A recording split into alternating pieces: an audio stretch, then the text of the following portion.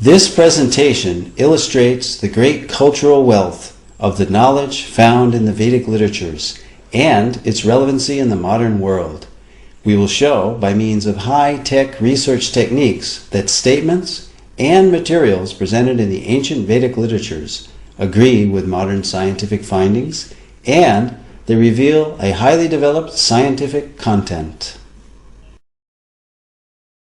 Techniques used to show this agreement include satellite imagery of the Indus-Saraswat river system, marine archaeology of underwater sites such as Dwarka, carbon and thermoluminescence dating of archaeological artifacts, scientific verification of scriptural statements, linguistic analysis of scripts found on archaeological artifacts, and a study of cultural continuity in all these categories.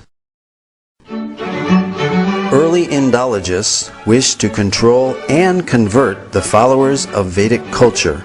Therefore, they widely propagated that the Vedas were simply mythology.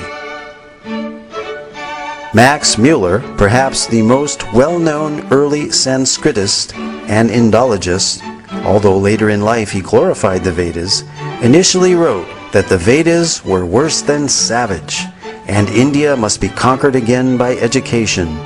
Its religion is doomed.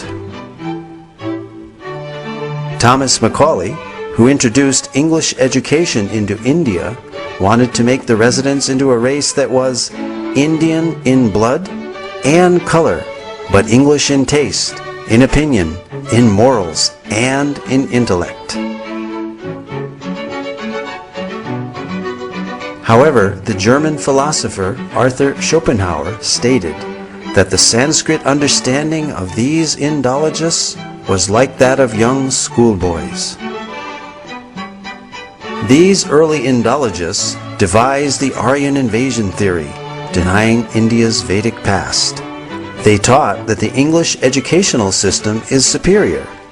They intentionally misinterpreted Sanskrit texts to make the Vedas look primitive. And they systematically tried to make Indians ashamed of their own culture. Thus, the actions of these Indologists seems to indicate that they were motivated by a racial bias.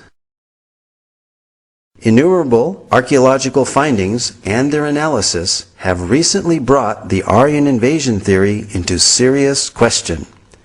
This theory is still taught as fact in many educational systems despite much contrary evidence. The Aryan invasion theory is that the Vedic Aryans entered India between 1500 and 1200 BCE. They conquered the native Dravidian culture by virtue of their superiority due to their horses and iron weapons. They imported the Vedic culture and its literatures. This Aryan invasion theory, however, deprives the inhabitants of India of their Vedic heritage. The wealth of their culture came from foreign soil. The Aryan invasion theory raises an interesting dilemma called Frawley's paradox. On the one hand, we have the vast Vedic literature without any archaeological finds associated with them. And on the other hand, we have 2,500 archaeological sites from the Indus-Saraswat civilization without any literature associated with them. A preponderance of contemporary evidence now seems to indicate that these are one and the same cultures. This certainly eliminates this paradox and makes perfect sense to an unbiased researcher.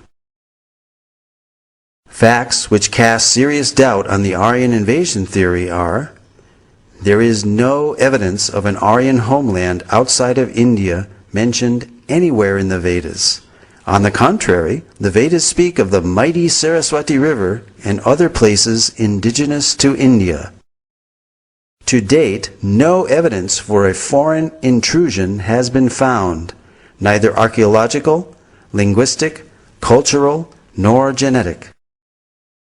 There are more than 2,500 archaeological sites, 2/3 of which are along the recently discovered dried-up Saraswati River bed. These sites show a cultural continuity with the Vedic literature from the early Harappan civilization up to the present-day India. Several independent studies of the drying up of the Saraswati riverbed all indicate the same time period of 1900 BCE.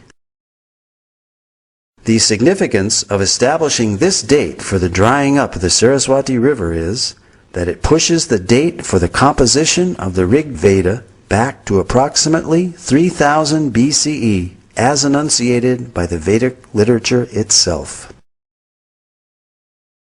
The late dating of the Vedic literatures by Indologists is based on speculated dates of 1500 BCE for the Aryan invasion and 1200 BCE for the Rig Veda, both now disproved by scientific evidence. Max Muller, the principal architect of the Aryan invasion theory, admitted the purely speculative nature of his Vedic chronology, and in his last work, published shortly before his death, The Six Systems of Indian Philosophy, he wrote, "Whatever may be the date of the Vedic hymns, whether 1500 or 15,000 BCE, they have their own unique place and stand by themselves in the literature of the world." It can be scientifically proven that the Vedic culture is indigenous through archaeology, the study of cultural continuity, by linguistic analysis, and genetic research. For example, the language and symbolism found on the Harappan seals are very Vedic. We find on these seals the Om symbol, the leaf of the Asvata or holy banyan tree, as well as the swastika or sign of auspiciousness, mentioned throughout the Vedas. Om is mentioned in the Mundaka and Katha Upanishads, as well as the Bhagavad Gita. The holy Ashvata tree is mentioned in the Aitareya and Satapatha Brahmanas, as well as the Taittiriya Samhita and Katyayana Smriti. The pictorial script of these Harappan seals has been deciphered as consistently Vedic and termed Proto-Brahmi as a pre-Sanskrit script.